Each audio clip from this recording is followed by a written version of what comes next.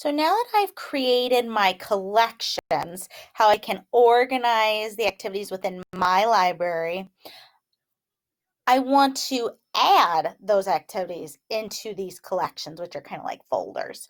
So notice I have 115 activities in my library that are not in a collection, meaning they are not organized at all.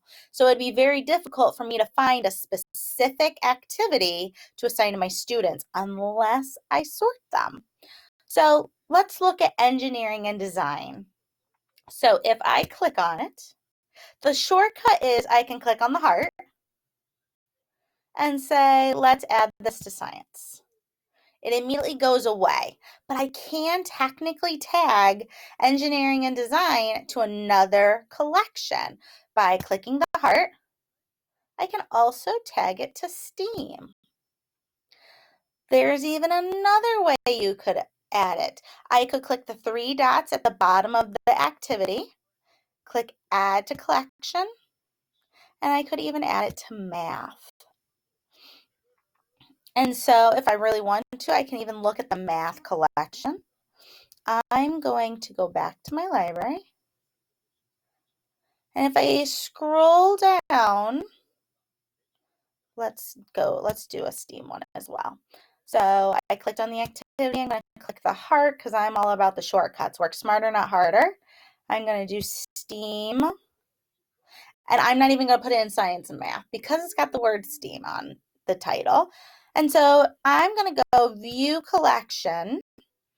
And so now here's my STEAM collection. It's showing me I have 2 activities.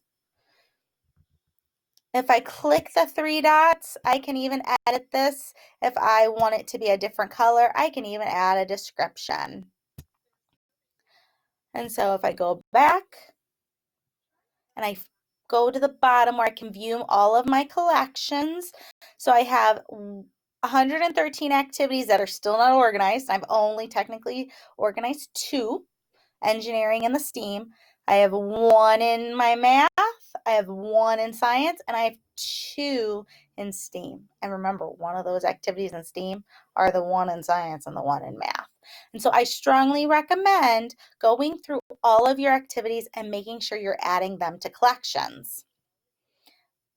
And just notice, because I didn't go over it, oops, I clicked on the wrong part of the activity, my apologies.